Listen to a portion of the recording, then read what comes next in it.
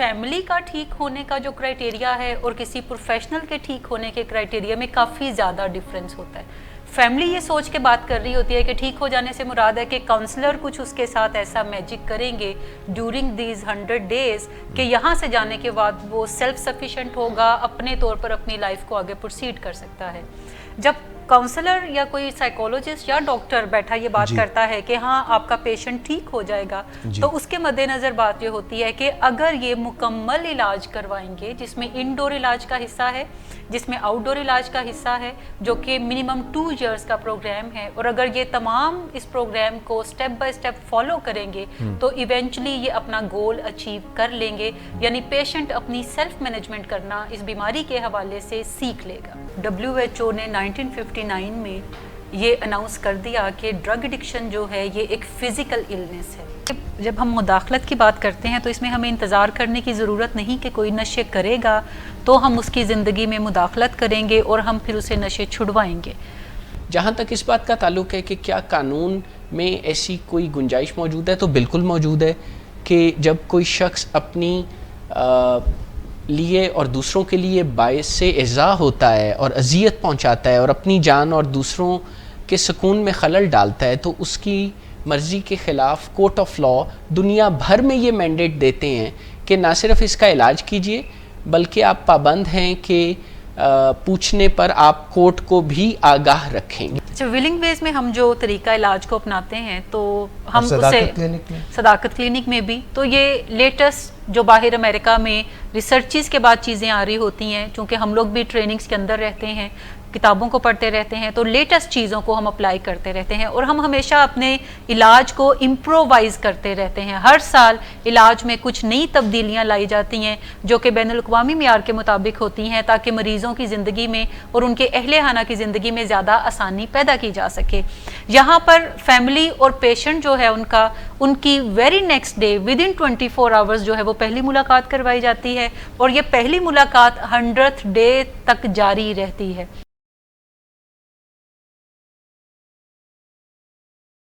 जब नशे की बीमारी हो जाती है और साथ में उसके पसे पर्दा कहीं ना कहीं कोई ज़हनी अमराज भी होते हैं, मूड मिजाज के या थॉट डिसऑर्डर या कोई ऐसी ऑब्सेसिव कंपल्शन होती है, जो भी चीज़ होती है, तो लोग जो हैं वो रहनुमाई के लिए और इलाज मुआलजे के लिए देखते हैं इधर और उधर, मगर फिर जब उनको कोई सूरत नज़र नहीं आती, कोई जो है मसला सुलझता हुआ नज़र नहीं आता, तो फिर बहुत से सवालों के साथ वो हमारा जो है PR डायरेक्टर लाहौर में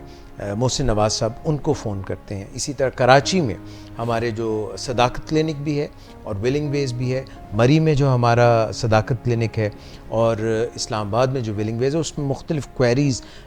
पाकिस्तान भर से और दुनिया भर से आती हैं और सवालात जो हैं वो तरह तरह के होते हैं। आपको माशाल्लाह इस फील्ड में इलाज मुआलजे की काफ़ी अरसे हो गया, more than 10 years, if I am how many 13 years माशाल्लाह हो गया। मुझे ये बताइएगा कि वो कौन सा मोस्ट कॉमन क्वेश्चन है जो लोग पूछते हैं कि जैसे मैं मोहसिन नवाज साहब से बात कर रहा था, तो वो कहते हैं कि कई दफ़ा जो फ़ोन कॉल्स आती हैं वो पूछते हैं कि आप इलाज करेंगे तो कैसे, क्या हमारे मरीज़ का खून तब्दील कर देंगे? आपकी नज़र में वो क्या सवालात हैं? जब कोई फैमिली रब्ता करती है फर्स्ट डेस्क पे, चाहे मोहसिन नवाज साहब हैं या कोई काउंसलर अगर कॉल पिक करता है, तो मोस्टली जो सवाल मुझसे पूछा जाता है वो यही है कि क्या ये ठीक हो जाएगा, और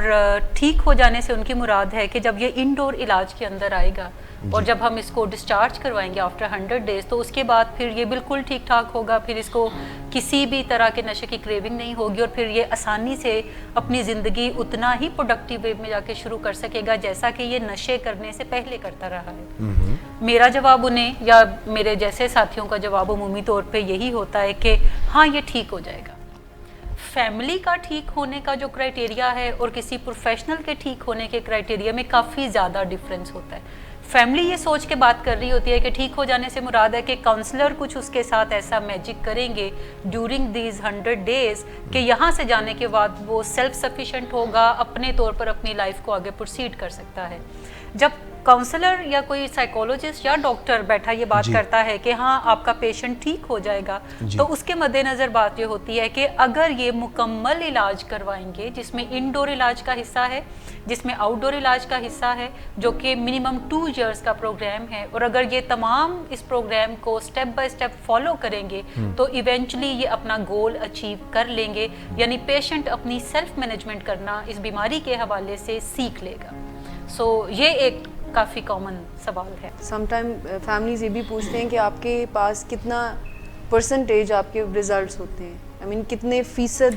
आपके सक्सेस रेट क्या है, आपका सक्सेस रेट क्या है। तो उसमें फिर हम फैमिलीज़ को ये आंसर करते हैं कि वो एक सब्जेक्टिव सा आंसर इसमें होता है। जैसे मैम ने कहा कि फैमिलीज़ का रोल भी अपना है इस ट्रीटमेंट में। सो अगर फैमिली और पेशेंट ट्रीटमेंट को फॉलो करते रहें तो रिज़ल्ट्स सम टाइम 100% भी आ जाता है, क्योंकि फैमिली का मकसद ये होता है कि पेशेंट को कोई नया सा बना दिया जाए। ये इनसाइट फैमिली को देना बहुत ज़रूरी होती है कि एडिक्शन में जब कोई मरीज़ होता है तो उसकी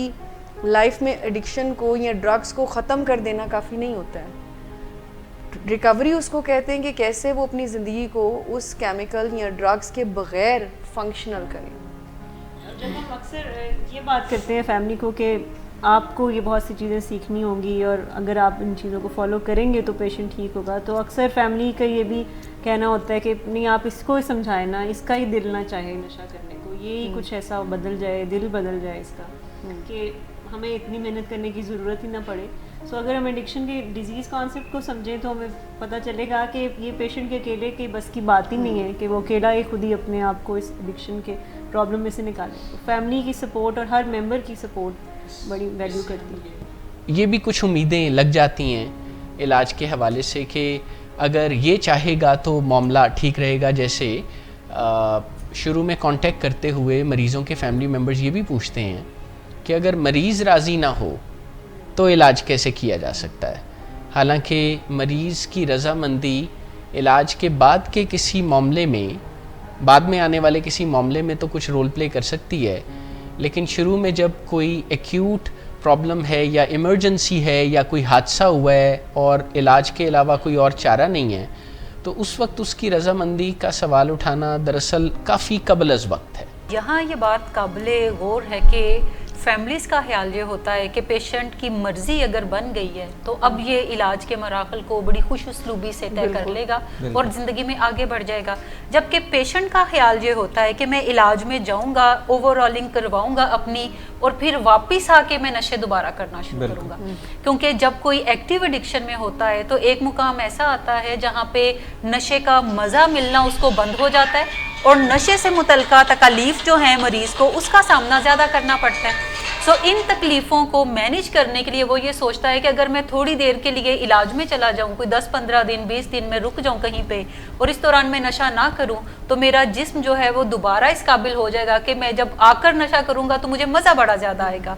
फैमिली भी खुश हो जाएगी और मैं भी आके दोबारा से मज़े करने लगूंगा, और फैमिली ये ख्याल करेगी कि डॉक्टर ने कुछ ऐसा नहीं किया जिससे ये मसला हल हो जाता और मैं बड़ी आसानी से दोबारा से नशों की दलदल में जो है वो चलना शुरू कर। ये बहुत मुश्किल सा फैक्ट है जो फैमिली और पेशेंट को तो बहुत अरसा लगता है समझने में कि उनके साथ कोई बीमारी है। बीमारी का कॉन्सेप्ट जो है वो सम टाइम फैमिलीज़ एक्सेप्ट करने के लिए तैयार भी नहीं होती, क्योंकि ये एक ग्रीफ की स्टेट लेकर आता है। और सम टाइम जब हम फैमिलीज़ को ये बताते हैं कि ये जब हमारे पास मरीज़ आ जाता है और उनकी फैमिलीज़ पर काम होता है, तो हमें काफ़ी ज़्यादा ग्रीफ को भी रिकवर करना पड़ता है, क्योंकि ये मर्ज़ी का ही काम समझा जाता है। क्योंकि जैसे नदीम साहब ने कहा कि मरीज़ ऐसे बहुत सारी चालाकियाँ कर चुका होता है कि कभी छोड़ दिया, अच्छा रमज़ान में मैंने पूरा नहीं ड्रग्स ली है तो मैं छोड़ सकता हूँ। तो इसी कश्मकश में फैमिली को ये एक मिस्टेकन बिलीव हो जाता है कि नहीं ये कोई इनकी मर्ज़ी है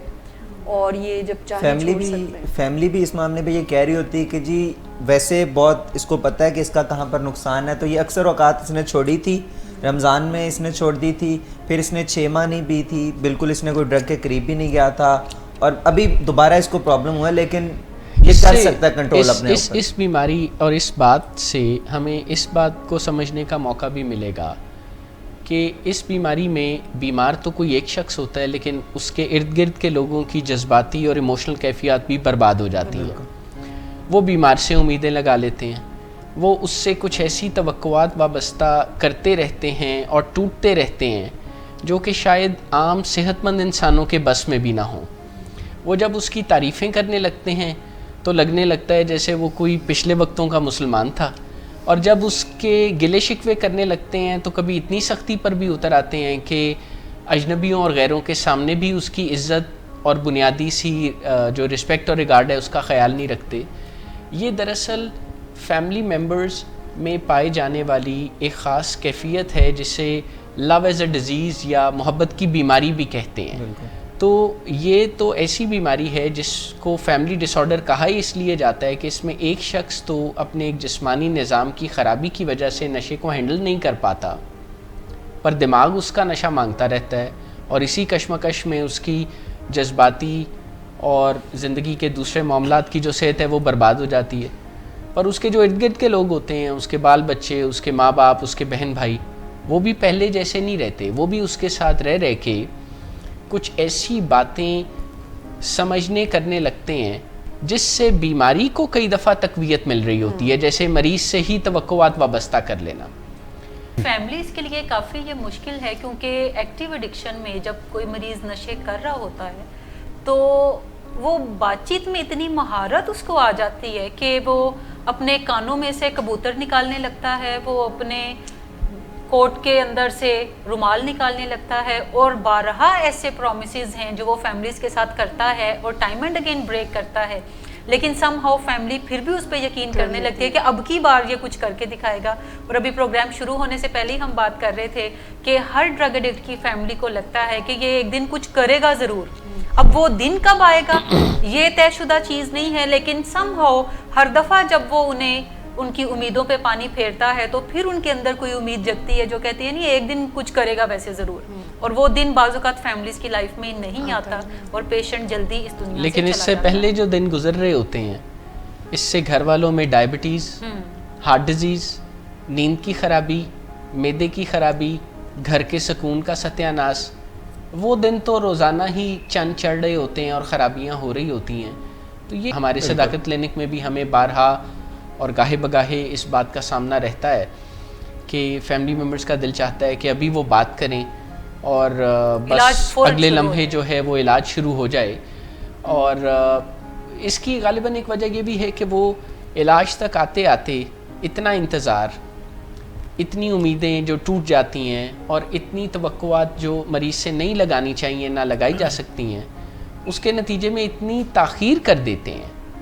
کہ پھر انہیں لگتا ہے کہ مزید انتظار کی تو اب کوئی مجھے لگتا ہے کہ یہ جو فیملی اچانک علاج کا فیصلہ کرتی ہے یہ بھی کوئی علاج کے لیے نہیں کرتی, یہ اس کو پنش کرنے کے لیے کرتی ہے, کرائسس کو مینیج کرنے کے لیے. اب یہ علاج میں جائے گا تو اس کو لگ پتا جائے گا, اور پھر فیملی کا خیال ہوتا ہے کہ اس کو علاج میں بھیج کے ہم اس کے ساتھ نیگوسیشنز کریں گے کہ اب یہ باہر آئے گا تو پھر یہ کیا کرے گا, یا پھر ڈاکٹر کوئی میجک کریں گے جس سے باہر آ کے تو حالات بالکل ٹھیک ہو جائیں گے. جبکہ جب بھی کوئی چیز ہم کرائسس میں کرتے ہیں تو اس سے کرائسس تو فوری طور پہ مینیج ہو جاتا ہے, بٹ جب تک ایکچوئل پلاننگ, کوئی لانگ ٹرم پلاننگ ہم اس کے بارے میں نہیں کریں گے تو وہ مسئلہ پھر حل نہیں ہوگا. خواتین و حضرات, یہاں پہ ہم ایک چھوٹی سی بریک لیں گے. بڑی تعداد جو پیشنٹس کی آتی ہے انڈور اور آؤٹ ڈور, ان کو ایسے تھاٹس آ جاتے ہیں جیسے self harm, deliberate self harm, اپنے آپ کو ایذا دینا, اور پھر حتیٰ کہ چلتے چلتے کچھ وہ دھمکیاں دیتے ہیں اور کبھی کبھی وہ خدا نخواستہ ایسی سوئسائڈل آئیڈیشن بھی رکھتے ہیں. ہم اس پروگرام کو ایک پریمبل کے طور پہ استعمال کر رہے ہیں, اور جو نیکسٹ پروگرام ہم کریں گے نیکسٹ فرائیڈے کو, وہ اس کو ہم صحیح معنوں میں تھریش کریں گے اور اس کے تمام جو پہلو ہیں ان کو اور سلوشنز بھی دیں گے. جب کوئی اپنے مرنے کی باتیں کرتا ہے تو اس بات کو پھر سنجیدگی سے لینا چاہیے, اگرچہ اس بات کا شبہ کبھی کبھی لوگوں کو ہوتا ہے کہ یہ محض توجہ حاصل کرنے کے لیے یا ڈرانے کے لیے ایسا کرتا ہے. یہ ذہن میں رکھیں کہ یہ ایک نفسیاتی بیماری نہیں ہے, یہ ایک اعصابی بیماری ہے جسے سیکیٹرک النس کہیں گے یا سادہ زبان میں برین ڈس آرڈر کہیں گے. WHO نے 1959 میں یہ اناؤنس کر دیا کہ ڈرگ ایڈکشن جو ہے یہ ایک فزیکل النس ہے، یہ کوئی علت نہیں ہے، یہ کوئی کردار کی خرابی نہیں ہے، بلکہ یہ دل کے امراض کی طرح، ڈائبٹیز کی طرح، یہ ایزدما کی طرح ایک پیورلی جسمانی مرض ہے۔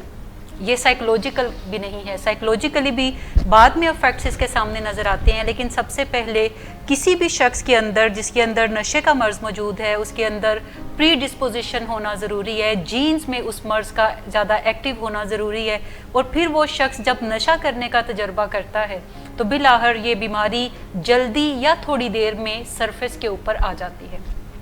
دوسرا سوال کہ کیا نشے کی بیماری سامنے پہلے آتی ہے یا پھر نیورو ٹرانسمیٹرز کے اندر پیچھے کوئی بگاڑ ہوتا ہے جو کہ نشے کی طرف راغب کرتا ہے؟ تو یہ وائس ورسا دونوں طرح سے یہ ہو سکتا ہے۔ بعض اوقات نشے کی بیماری پہلے ہوتی ہے اور جب کوئی ڈرگ یوز کرتا ہے تو چونکہ ڈوپامین کافی زیادہ اوور ایکٹیو ہوتا ہے، بہت زیادہ بمبارٹمنٹ ڈوپامین کی برین میں ہوتی ہے، سو آگے چل کے کچھ نہ کچھ بیہیویئرل ایشوز جو ہیں وہ سامنے نظر آئیں گے، رویوں میں بگاڑ سامنے نظر آئے گا، غصہ زیادہ آنا شروع ہوگا، لڑائی جھگڑے زیادہ ہونا شروع ہوں گے۔ سیکنڈلی بعض اوقات یہ بھی ہوتا ہے کہ کچھ لوگوں کے اندر کوئی نہ کوئی سکیٹرک النس پہلے آتی ہے، جیسے موڈ ڈس آرڈرز بہت زیادہ کامن ہیں، اور ان موڈ ڈس آرڈرز کو مینیج کرنے کے لیے جس میں سروٹونین کی کمی واقع ہوتی ہے، ڈوپامین کی بہت زیادہ جو ہے وہ اوور فلو برین میں چل رہا ہوتا ہے، اور ان دونوں میں جب کوئی بیلنس نہیں رہتا تو بیلنس کو کریٹ کرنے کے لیے بعض اوقات نوجوان جو ہے وہ چرس کا تجربہ کرتے ہیں، کیونکہ موڈ ڈس آرڈرز کے اندر ریسنگ تھاٹس بہت زیادہ ہوتی ہیں، موڈ اریٹیبل بہت زیادہ رہتا ہے، بلا وجہ غصہ بہت زیادہ آتا ہے یا بلا وجہ ڈاؤن فیلنگز بہت زیادہ ہوتی ہیں۔ سو بعض اوقات اپنے موڈ کو ایلیویٹ کرنے کے لیے لوگ شراب کا سہارا لیتے ہیں، یا اگر ایلیشن چل رہی ہے اس کی موڈ ڈس آرڈر کی تو زیادہ تر نوجوان جو ہے وہ چرس کو ایکسپیرینس کرتے ہیں تاکہ ریسنگ تھاٹس کو کم کیا جا سکے۔ ناؤ دا کیچ از کہ اگر تو کوئی شخص موڈ ڈس آرڈر کے ساتھ ہے اور اس کے باڈی کے اندر ایڈکشن کی پری ڈسپوزیشن نہیں ہے تو پھر چرس اس کو سم ہاؤ کوئی میڈیکل فائدہ دے گی اور اس کی تھاٹس کو سلو ڈاؤن کرے گی۔ بٹ اگر اس کے جسم کے اندر ڈرگ ایڈکشن کی پری ڈسپوزیشن بھی موجود ہے، جینز بھی موجود ہیں، تو پھر یہ چرس کا استعمال جو ہے یہ اب ڈبل جیپرڈی کریٹ کرے گا۔ اب اس شخص کو دو بڑی بیماریوں کا سامنا ہوگا جو کہ کرونک ہے نیچر وائز، پروگریسو ہیں، اور دونوں کی دونوں پوٹینشلی فیٹل بھی ہیں۔ میڈم نے فرمایا کہ WHO نے اس کو ایک فزیکل ڈیزیز جو ہے قرار دیا ہے، تو کیا وجہ ہے کہ کچھ لوگ نشہ استعمال کرتے ہیں؟ They are users, they are not abusers, they are not taking too much, اور ان کی زندگی میں ڈس فنکشنالٹی یعنی تعلقات میں یا کام کاج میں یا بطور اسٹوڈنٹ یا بطور جو بھی وہ کام کرتے ہیں وہ خرابی نہیں ہوتی، بلکہ وہ تھوڑا تھوڑا یوز کرتے ہیں۔ تو وہ کیا فزیکل ایرر ہے جس کی وجہ سے ان کی استعمال نشے کا بہت زیادہ بڑھ جاتا ہے اور ان کو بجائے فائدہ ہونے کے ان کی پوری زندگی اتھل پتھل ہو جاتی ہے؟ اتفاق کی بات ہے کہ میں اسی بات کی طرف آ رہا تھا کہ یہ دراصل میٹابولک ڈس آرڈر ہے۔ میٹابولزم ہمارے جسم میں ہونے والی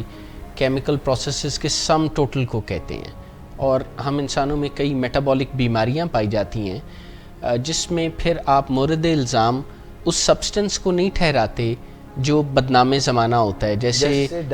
جیسے ڈائبٹیز میں جس کا پرانا نام شوگر بھی ہے، اس طرف اشارہ ہے کہ مورد الزام چینی یا میٹھی چیزوں کو سمجھا جاتا تھا، لیکن پھر بعد میں پتہ لگا کہ یہ تو ایک جسمانی نظام کی خرابی ہے جو پہلے ٹھیک تھا، پھر زندگی میں کسی وقت آ کے irreversibly خراب ہو گیا، اب اسے ٹھیک نہیں کیا جا سکتا، لیکن ایک نئے لائف سٹائل میں جا کے اتنا اچھا مینیج کیا جا سکتا ہے کہ وہ برباد نہ کر دے۔ نشہ بھی انہی بیماریوں کی کیٹیگری میں آتا ہے جس میں کسی جسمانی نظام کی خرابی کی وجہ سے وہی چیز جو پہلے فائدہ پہنچاتی ہے، جیسے جو لوگ نشے کے مریض بنتے ہیں وہ ڈے ون سے نشے کے مریض نہیں بنتے، پہلے نشہ ان کی کیفیات کو، ان کی خواہش کے مطابق ان کے مزے کو اور ان کی زندگی کو کچھ سہل بنا دیتا ہے، لیکن پھر کب کس وقت وہ ڈرگ یوز یعنی نشے کے استعمال کو کراس کرتے ہوئے نشے کی بیماری میں انٹر ہو جاتے ہیں یہ انہیں بھی پتہ نہیں لگتا۔ نہ صرف انہیں پتہ نہیں لگتا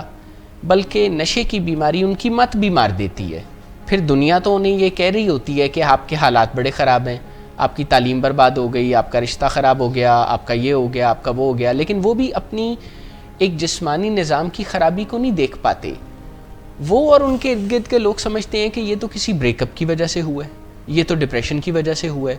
یہ تو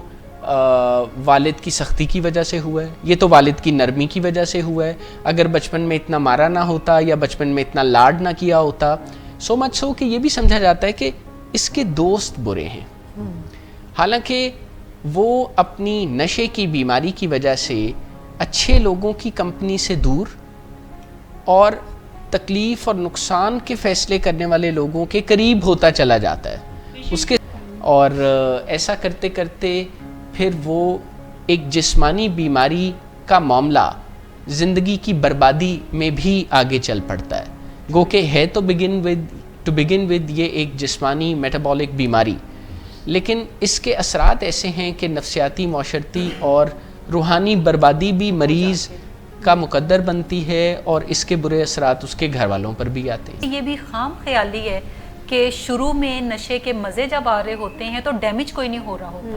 اور اگر کوئی یوزر ہے اور وہ استعمال کر رہا ہے, شام کو گھر جا کے 2 ڈرنکس لیتا ہے یا 1 جوائنٹ لیتا ہے شام کو چرس کا, تو اس کا مطلب ہے کہ اس کی زندگی میں اگر کوئی بظاہر ڈیمیج نظر نہیں آتا, کام کاج میں کوئی خرابی نظر نہیں آتی, ہیلتھ میں کوئی خرابی نظر نہیں آتی, تو یہ پھر ٹھیک ہی ہے. اب سائنس یہ ریسرچ کے ساتھ ثابت کرتی ہے کہ نشے کی کوئی ایک ڈوز بھی زندگی میں اگر کوئی لیتا ہے تو اس کا بھی برین پہ کافی زیادہ بیڈ افیکٹ ہوتا ہے. یعنی سنگل ڈوز بھی لائف کے اندر آپ کے لیے لینا جو ہے یہ ہارم فری نہیں ہے یا ہارم لیس نہیں ہے. مس نادیہ شیخ, آج آپ کون سا گانا ہمیں سنا رہی ہیں؟ مجھ سے پہلے سی محبت میرے محبوب نام.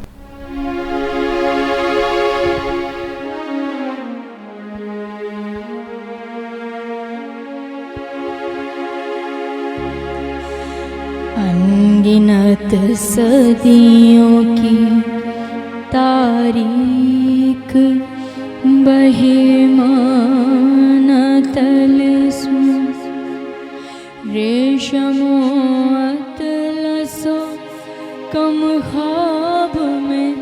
بنوائے ہوئے جا بجا بکتے ہوئے کوچہ بازار میں جس خاک میں لتھڑے ہوئے خون میں نہلائے ہوئے لوٹ جاتی ہے ادھر کو بھی نظر کیا کیجے ابھی دلکش ہے تیرا حسن مگر کیا کیجے ابھی دلکش ہے تیرا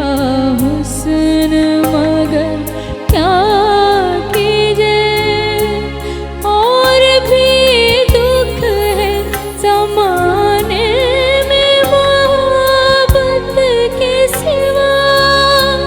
راحت اور بھی ہے فصل کی راحت کے سوا ہاں مجھ سے پہلی تھی محبت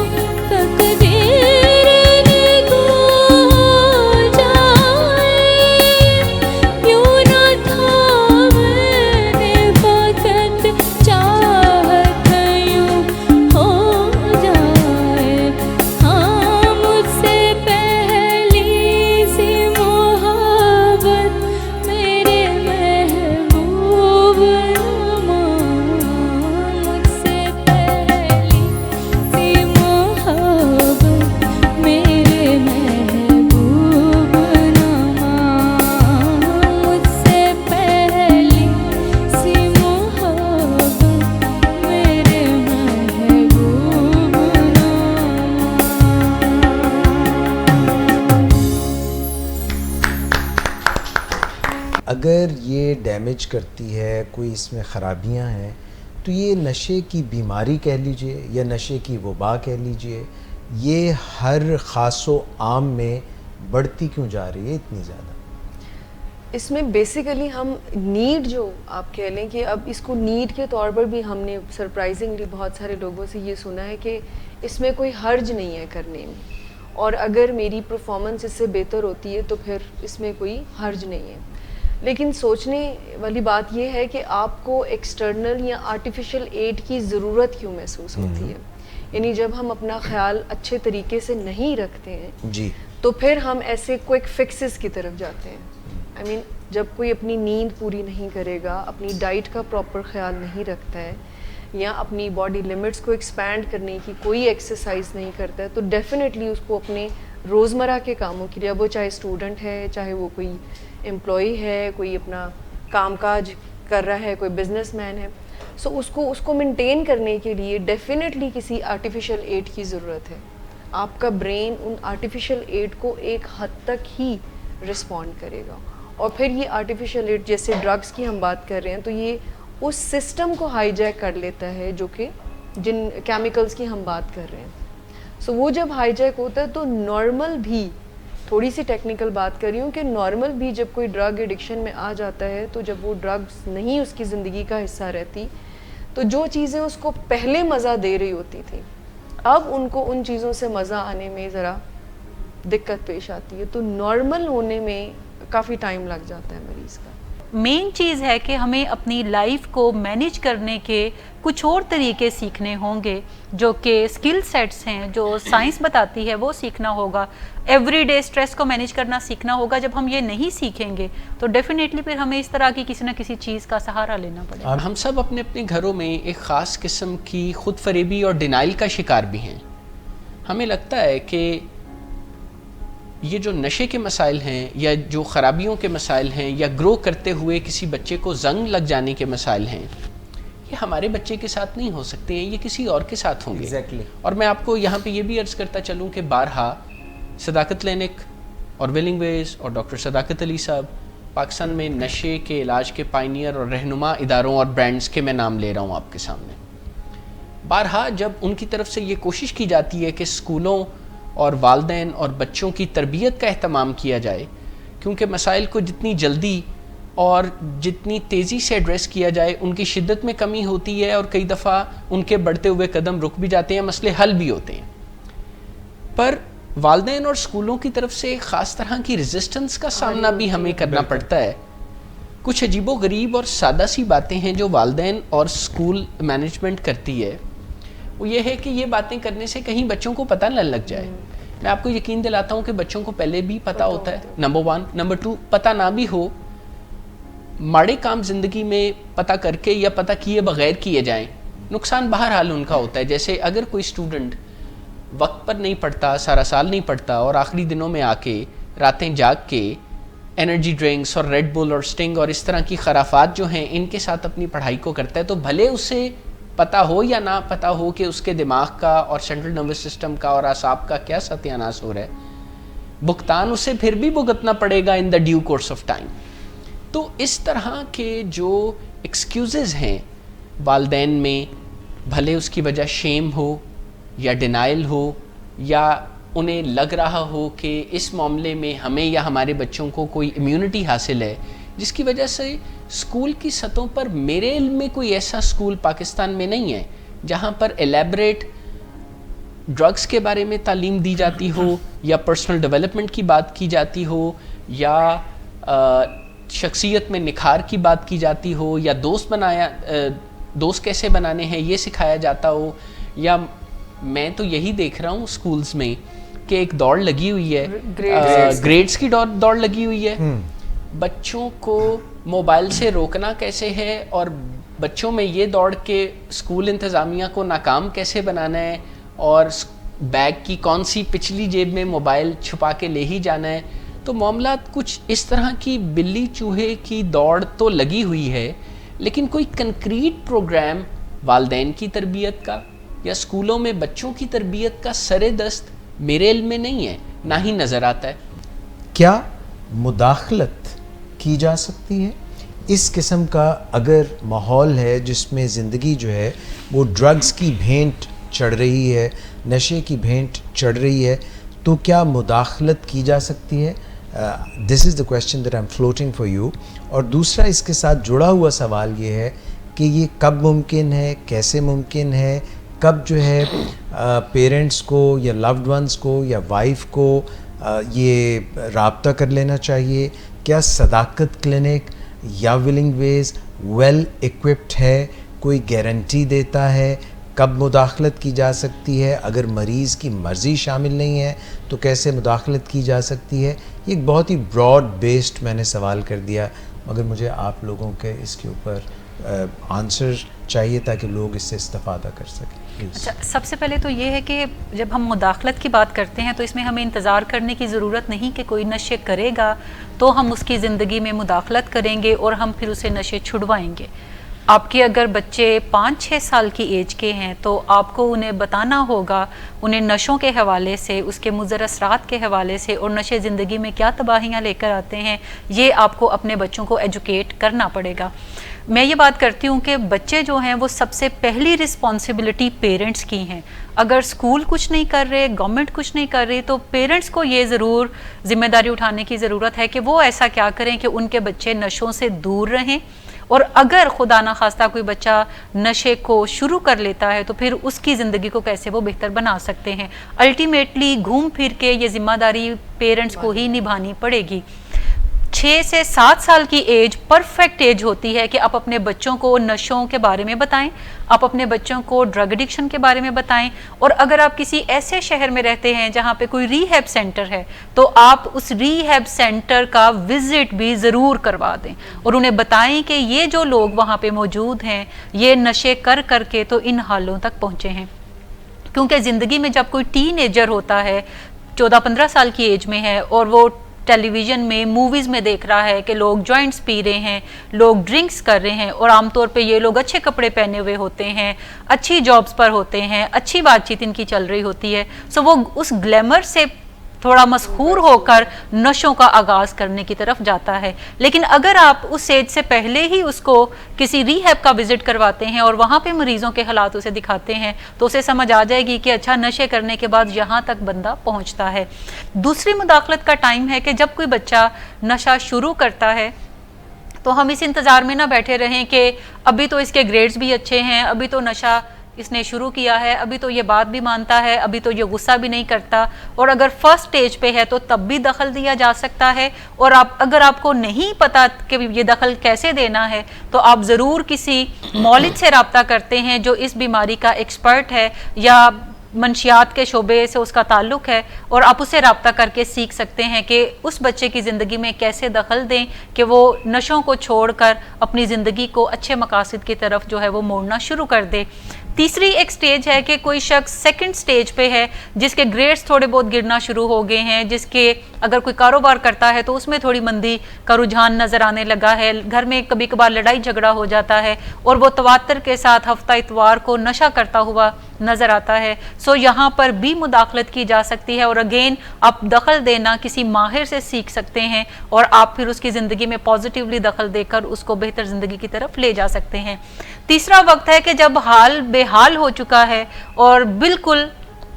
نہ وہ سٹڈی کر رہا ہے, اگر وہ کوئی جاب کرتا ہے تو جاب سے شکایتیں ہیں یا جاب چھوڑ چکا ہے, بیوی گھر چھوڑ کے جا چکی ہے, اگر اسٹوڈنٹ ہے تو پیرنٹس کے ساتھ معاملات اس کے خراب رہتے ہیں. سو اس سٹیج پر بھی دخل دیا جا سکتا ہے, لیکن اس سٹیج میں زیادہ تر چانسز ہیں کہ اس بچے کا علاج جو ہے وہ انڈور کی طرف آپ کو لے کر جائے گا. لیکن اگر انڈور علاج کے بعد بھی کسی کی زندگی بچتی ہے تو یہ بھی کوئی برا سودا نہیں ہے. سو یہ سٹیجز ہیں جہاں پر آپ کو دخل دینے کی ضرورت ہے, اینڈ اگین اگر نہیں آتا تو آپ کسی ماہر سے سیکھ سکتے ہیں. اچھا, آپ یہ بتائیے گا کہ یہ جو میڈم نے سینیریو بتایا,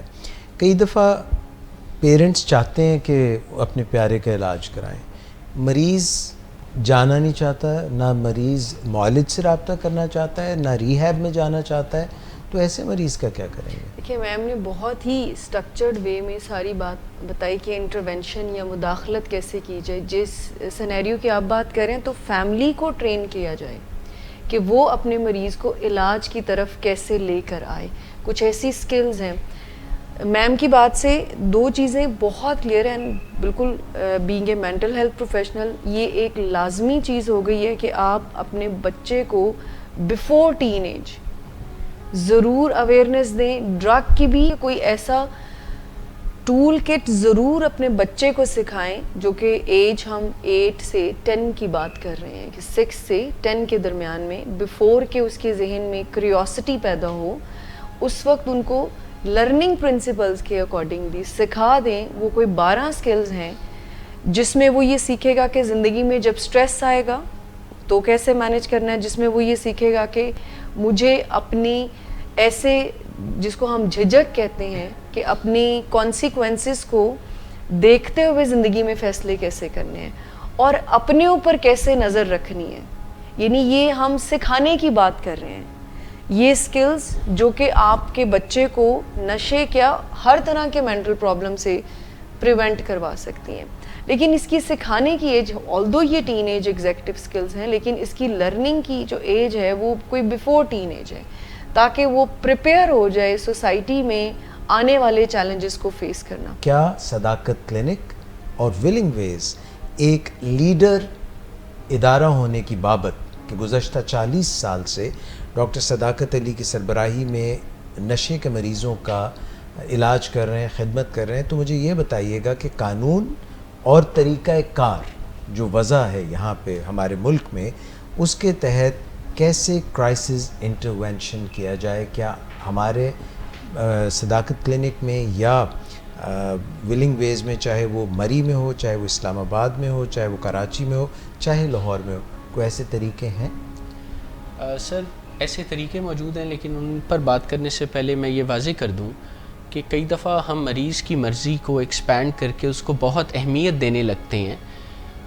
مرضی اور جان کے درمیان جب فیصلہ کرنا ہو تو جان بچانا بہرحال بہت ضروری اور زیادہ اہم معاملہ ہے. مرضی کا معاملہ تو اس حد تک ہو سکتا ہے کہ کسی نے چکن کڑھائی کھانی ہے یا دال کھانی ہے یا قورمہ کھانا ہے, لیکن کسی نے علاج کروانا ہے یا نہیں کروانا اس کا تو کوئی تعلق نہیں ہے مرضی سے. خاص طور پہ اس شخص کی بات میں کر رہا ہوں جس کی مرضی بیمار ہے اور اس کی بیماری کی وجہ سے باقی لوگ بھی تکلیف کا شکار ہیں. وہ اکیلا آئسولیٹڈ میں اپنی بیماری کو نہیں سہ رہا بلکہ باقی لوگ تو اس تکلیف کا شکار بھی ہوتے ہیں کہ جب مریض کوئی خرابی پیدا کرتا ہے, تھانے تک پہنچتا ہے تو وہ تھانے میں ترلے کرتے پہنچ جاتے ہیں. جب مریض لوگوں سے ادھار لیتا ہے اور خود نہیں چکاتا تو اس کے گھر والے اس کی جگہ اس کی لائبلٹیز کو پورا کرتے ہیں. تو ایسے شخص کی زندگی جو نشے کی بیماری سے اتنی برباد ہو چکی ہو کہ وہ اپنا برا اور بھلا خود نہ کر سکے اس کے بارے میں صحیح فیصلہ, تو پھر اس کی مرضی کے بارے میں بات کرنا تو کوئی بہت فائدہ مند بات نہیں ہے. اور باقاعدہ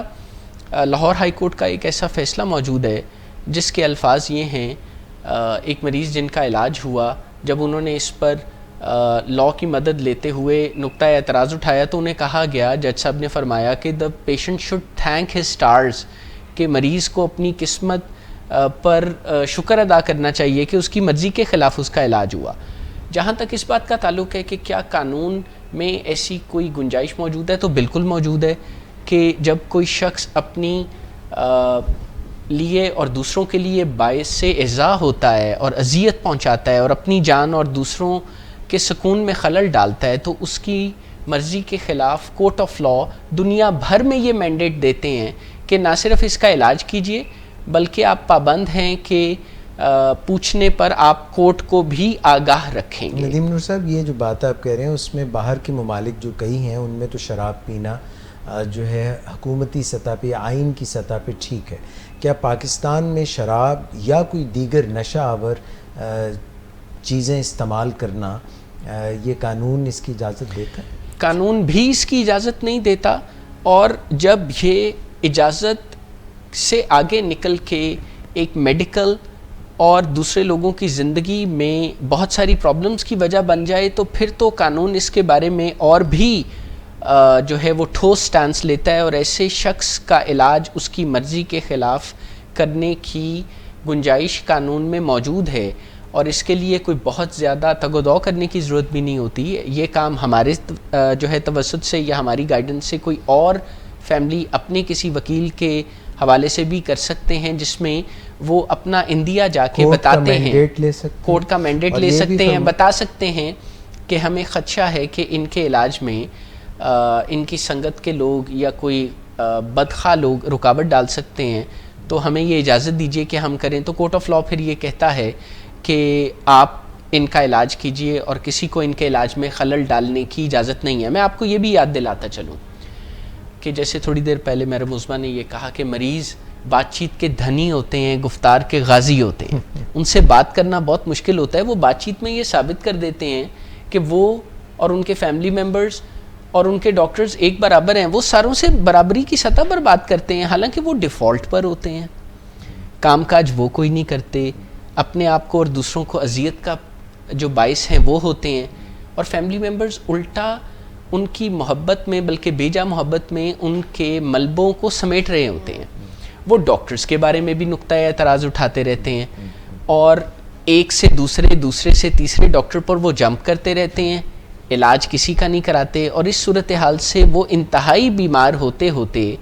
फिर उनका इंडोर इलाज के अलावा कोई और चारा ही नहीं रहता। कि जिन ममालिक में अल्कोहल जो है वो लीगलाइज्ड है, राइट, और चर्च भी अब लीगलाइज्ड है, मैरिजुआना कनाडा में, यस, कनाडा में, अमेरिका की बहुत सारी स्टेट्स में, वहाँ पे भी अल्कोहलिज्म की इजाज़त नहीं है, वहाँ पे भी ड्रग एडिक्शन की इजाज़त नहीं है। अगर कोई शख्स नॉर्मल यूज़ से, जो कि अकॉर्डिंग टू देयर लॉ है, उससे ज़्यादा कोई ड्रिंक्स लेता है और अल्कोहलिज्म के ज़ुमरे में आता है, तो वो उसको इलाज के लिए बाउंड करते हैं। वहाँ पर ज़्यादातर तरीक़ाकार जो है वो इंटरवेंशन का है कि फैमिली इंटरवीन करती है किसी एक्सपर्ट की मदद से और उसको इलाज में लेकर जाया जाता है। लेकिन अगर वो इलाज में नहीं जाता इंटरवेंशन के बाद भी, तो फिर फैमिली कोर्ट से रुजू करती है, और वहाँ पे ड्रग कोर्ट्स हैं जो कि उनसे रुजू किया जाता है, और वो फिर किसी पेशेंट को बाउंड करते हैं कि तुम जाकर इलाज लो, और वो मरीज़ इलाज से निकल नहीं सकता जब तक ड्रग कोर्ट उसको क्लियर ना कर दे। मैडम, ये सवाल मैं क्लियर करना चाहता हूँ कि बहुत सी फैमिलीज़ हो सकती हैं हमारा प्रोग्राम देख के, सुन के, वो चाहती हो कि हमारा प्यारा जो है उसको इस बिपता से, इस मुश्किल से, इस जानलेवा मर्ज से उसको बचाया जाए, मगर वो घर पे है, वो किसी जगह पे है, वो मे बी आर्म्ड है, मे बी वो ख़तरनाक है, तो ऐसे में सदाकत क्लिनिक या विलिंग वेज किस तरह से उसको घर से यहाँ तक लेके आएगा? देखिए, अगर तो वो आर्म्ड है तो फिर तो बड़ी सादा सी बात है कि आप 1122 को कॉल करते हैं, उन्हें बताते हैं अपने मरीज़ की कंडीशन क्या है, और 1122 वाले आकर उसे वहाँ से एवैक्यूएट करते हैं। आपका पेशेंट जो है वो पुलिस की कस्टडी में चला जाता है, और इस दौरान आप किसी ट्रीटमेंट सेंटर से रुजू करते हैं और उन्हें बताते हैं कि ये हमारे पेशेंट के हालात हैं, ये हम इसका इलाज करवाना चाहते हैं, और फिर वहाँ से आप जो है वो ट्रीटमेंट सेंटर वाले खुद ही जाके पुलिस की कस्टडी से पेशेंट को लेकर आते हैं। लेकिन अगर वो आर्म नहीं है, नशे कर रहा है, तो आप फिलहाल उसके नशे की मिकदार को फोकस करना छोड़ दें और उसके इलाज के लिए कोई मौलिज ढूंढना शुरू करें, उनसे रब्ता करें, और उनसे आपको सीखना पड़ेगा। जब हम इलाज की बात करते हैं तो इलाज कोई किचन टेबल सोल्यूशन नहीं है कि आपको पता है कि मैं कितनी हल्दी डालूंगी और कितना लीमू छिड़कूंगी तो ये मसला हल हो जाएगा। इलाज जो है वो कोई मौलिज ही आपको बता सकता है। जब हमें कोई हार्ट अटैक होता है तो हम घर पे मरीज़ के लिए कोई बंदोबस्त नहीं करते, बल्कि फ़ौरन उसे हॉस्पिटलाइज करवाते हैं ताकि मौलिज उसे उसका इलाज कर सके। सो इलाज आपको सीखना पड़ेगा। एक वक्त आएगा सीखने के बाद जब आप इस काबिल हो जाएंगे कि कुछ मसाइल आप निपटना सीख लेंगे, लेकिन फिर भी मौलिज की रहनुमाई जो है वो आपको हर मरहले पे दरकार होगी। सदाकत क्लिनिक या willing ways for that matter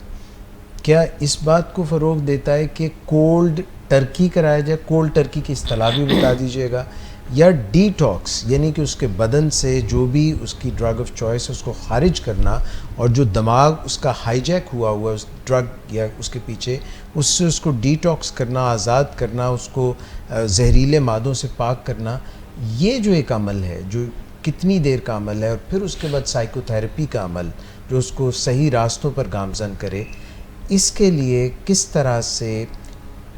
अच्छे तरीके से बग़ैर फ़िज़िकल जो प्रॉब्लम्स होती हैं जब ड्रग छूट जाती है, उससे सदाकत क्लिनिक या विलिंग वेज कैसे नबर्द आजमा होता है, मरीज़ की ज़िंदगी में खूबसूरती पैदा करता है। देखिए कोल्ड टर्की का जो मेथड है ये एक देसी तरीका है नशा छोड़ने का, और बहुत सारे पेशेंट इसको लाइफ में कई टाइम यूज़ करके नशा कुछ दिनों के लिए छोड़ते हैं, और जब तकलीफ़ें ख़त्म हो जाती हैं और उसके बाद क्रेविंग्स का सिलसिला शुरू होता है तो वो दोबारा से नशे की तरफ रुजू करने की तरफ जाते हैं। पाकिस्तान में बहुत सारे रीहैब सेंटर्स ऐसे हैं जो कि कोल्ड टर्की के मेथड के ऊपर ही गुजरते हुए मरीज से नशा छुड़वाते हैं, और उनका कॉन्सेप्ट ये है कि अगर दवाइयाँ दी जाएंगी तो मरीज़ नशा छोड़ने के बाद उन दवाइयों के डिपेंडेंट ना हो जाएं, जबकि मेडिकल साइंस ये बताती है कि डिटॉक्स जो है ये एक काफ़ी क्रिटिकल प्रोसीजर है। ये हमेशा under the supervision of some expert जो कि डॉक्टर, मेडिकल डॉक्टर हो, उसकी ज़ेरे निगरानी होना चाहिए, क्योंकि अगर विड्रॉल को सही तरीके से मैनेज ना किया जाए तो मरीज़ की डेथ भी इसमें हो सकती है। So it is that critical.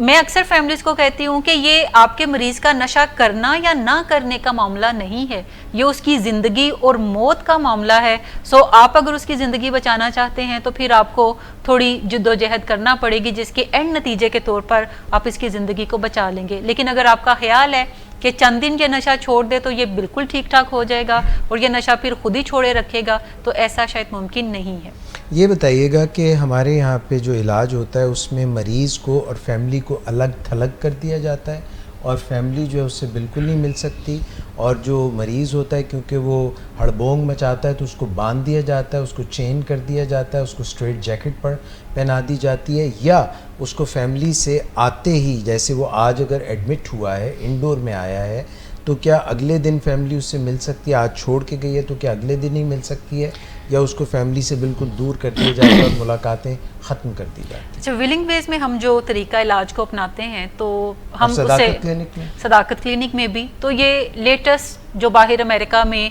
Researches के बाद चीज़ें आ रही होती हैं, चूँकि हम लोग भी ट्रेनिंग्स के अंदर रहते हैं, किताबों को पढ़ते रहते हैं, तो लेटेस्ट चीज़ों को हम अप्लाई करते रहते हैं, और हम हमेशा अपने इलाज को इम्प्रोवाइज़ करते रहते हैं। हर साल इलाज में कुछ नई तब्दीलियाँ लाई जाती हैं जो कि बैनुल अक़वामी मियार के मुताबिक होती हैं, ताकि मरीज़ों की ज़िंदगी में और उनके अहले खाना की ज़िंदगी में ज़्यादा आसानी पैदा की जा सके। यहाँ पर फैमिली और पेशेंट जो है उनकी very next day within 24 hours जो है वो पहली मुलाकात करवाई जाती है, और ये पहली मुलाकात 100th डे तक जारी रहती है,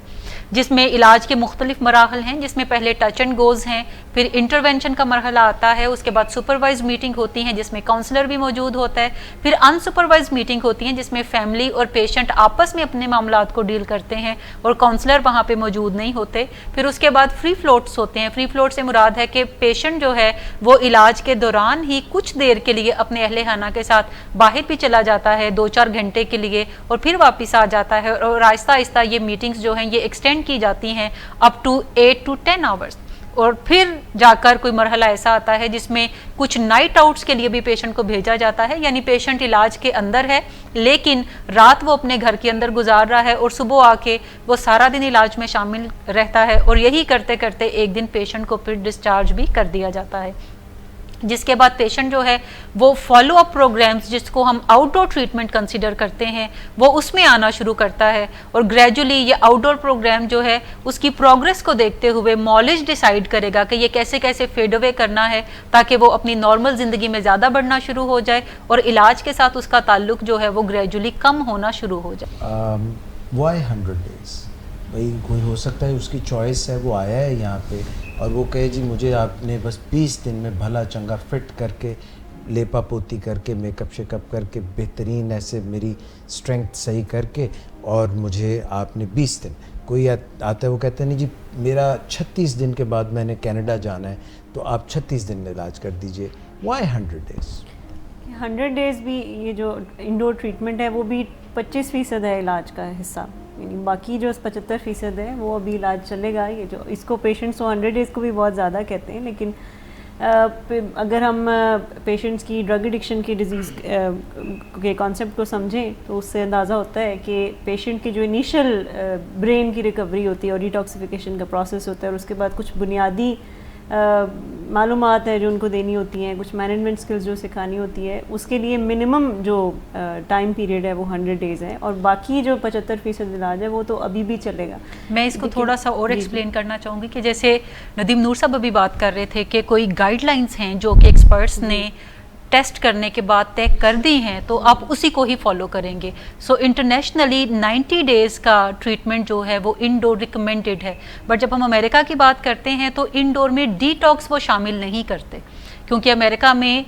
انڈر ون امبریلا ہر چیز پرووائڈ نہیں کی جاتی. ڈی ٹاکس کے لیے وہ کسی اور جگہ ہاسپٹل میں جائیں گے, اس کے علاوہ اگر انہوں نے ریہیبلیٹیشن پروگرام میں جانا ہے تو وہ سیپریٹلی جائیں گے. سو ہم یہاں پہ 100 days اس لیے ریکمینڈ کرتے ہیں بیکاز ہمیں ڈی ٹاکس اور ریہیبلیٹیشن دونوں کو کمبائن کرنا. 10 days اس کے ہیں ڈی ٹاکس کے, اور اس کے بعد پیشنٹ کی ریہیبلیٹیشن کا پروسیس سٹارٹ ہوتا ہے جس میں اسے بہت ساری ایجوکیشن سکھائی جاتی ہے, سائیکو ایجوکیشن جس کو ہم کہتے ہیں, تھیراپیز اس کی ہو رہی ہوتی ہیں, 1-to-1 سیشنز چل رہے ہوتے ہیں, اور اس کی جو ایجوکیشن کا پروسیس ہے اور ڈیفینسز کو مینیج کرنے کا پروسیس ہے وہ چل رہا ہوتا ہے. تو سارا فوکس جو ہے وہ پیشنٹ جب انڈور آ جاتا ہے تو پیشنٹ پہ ہوتا ہے, اس کی فیملی کو تو نہیں پرابلم؟ پیشنٹ اور اس کی فیملی دونوں کو جتنا فوکس پیشنٹ پہ کیا جاتا ہے اس سے ڈبل فیملی کو فوکس کیا جاتا ہے, کیونکہ فیملی وہ لوگ ہیں جنہوں نے گھر پہ جا کے پیشنٹ کو مینیج کرنا ہے. فیملیز اکثر یہ سوچتی ہیں جب بھی وہ کوئی بات, پیشنٹ ہمارے پاس انڈور ہوتا ہے یا آؤٹ ڈور بھی ہوتا ہے, وہ کہتی ہیں آپ اس کو کہہ دیں, آپ اس کو کہیں گے تو یہ سن لے گا, ہماری یہ نہیں سنے گا. تو ہم ان 100 days کے اندر انہیں ٹائم اینڈ اگین بتاتے ہیں کہ جب آپ کی بات یہ ماننے لگے گا, آپ کی بات سننے لگے گا, تو آپ سمجھ لیں کہ اب یہ ایک سیف زون کے اندر جا رہا ہے. سو ان 100 days کے اندر فیملی کو ویل ایکوپڈ کرنا, بیماری کے حوالے سے فیملی کے جو نیگیٹو یا سک رویے ہیں انہیں مینیج کرنے کی طرف جانا, فیملی کو اسرٹیو بنانا, فیملی کو کمیونیکیشن سکھانا تاکہ وہ اپنے مریض کے ساتھ اچھے انداز سے مشکل موضوع پہ بات چیت کرنے کے قابل ہو سکیں, مریض کے علاج کے مختلف مراحل کو جان سکیں, اور فیملی سپورٹ جو پرووائڈ کر سکتی ہے اپنے پیشنٹ کی ریکوری میں وہ پرووائڈ کرنے کے قابل ہو سکے. اور سب سے امپورٹنٹ گھر جا کر اس پیشنٹ کو جو کہ پروفیشنلز کی نگرانی میں رہا ہے اس کو اچھے طریقے سے علاج کے اگلے مراحل میں شامل رکھے. Thank you very much. میں سر ایک چیز یہاں پر ایڈ کرنا چاہوں گی کہ فیملی کا رول بہت زیادہ امپورٹنٹ ہے. جیسے میم نے کہا کہ ڈبل ہم فیملی کے اوپر کام کرتے ہیں. ان 100 دنوں میں جو کہ انٹرنیشنل اسٹینڈرڈ کے اکارڈنگلی ہے, جو کہ 90 days یا 100 days, اس میں مریض اور فیملی کو یہ بتانا, یعنی ایک ڈفرینس کریٹ کرنا ہم سکھا رہے ہوتے ہیں کہ وہ اور ان کی ڈیزیز ذرا الگ الگ چیزیں. جب فیملی اس بات کو سمجھ لیتی ہے تو وہ رسپیکٹ سے ڈیل کرنا شروع کرتی ہے, اور پیشنٹ بھی اپنی ڈیزیز کو اور ڈیزیزڈ سیلف اور اپنی جو ایک اوریجنل سیلف ہے اس میں تھوڑا سا ڈفرینس سمجھنا شروع کر دیتے. آپ یوں جان لیں کہ فیملی ممبرز جو ہیں یہ میک شفٹ کاؤنسلرز ہم نے کنورٹ کرنے ہوتے ہیں, تبھی پیشنٹ کی جو ریکوری ہے وہ بہتر انداز سے آگے پاسبل ہو سکے. اور اسی کے لیے ٹرم تھیراپیوٹک فیملی بھی, یس تھیراپیوٹک پیشنٹ سیف فیملی بھی یہ ٹرم یوز کی جاتی ہے. آپ سب کو بہت شکریہ. میڈم عظمیٰ صداقت ہماری انٹرنیشنلی ٹرینڈ انٹرونشنسٹ ہیں, یعنی جو مداخلت برائے اصلاح کرتی ہیں.